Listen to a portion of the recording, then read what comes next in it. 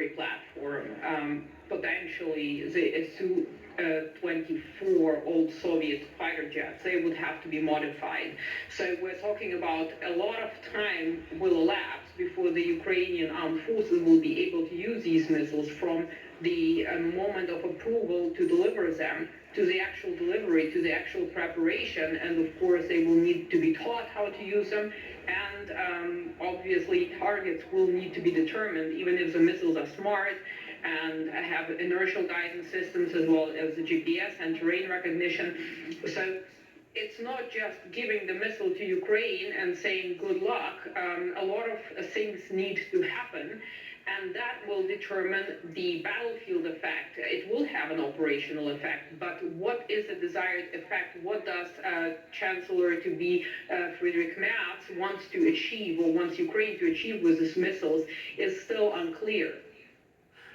Symbolically, it sounds like it would be quite a move, though, wouldn't it, at a time when US support for Ukraine seems to be fading?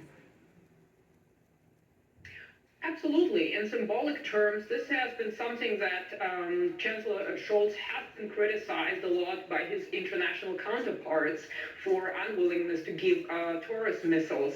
So in symbolic terms, that would be a huge boost to Ukraine, finally receiving something that can potentially reach Moscow.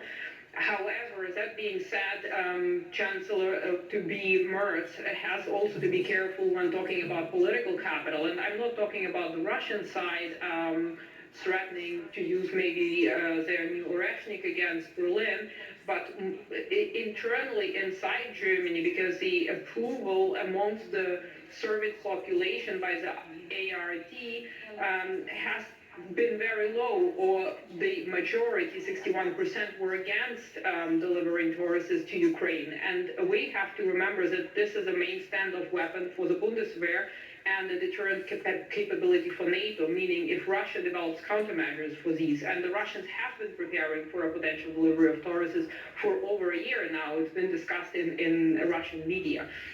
That means that you lose a big chunk of that deterrent capability if it comes to an armed confrontation with Russia directly, as the German Defense Minister Pistorius has said several times.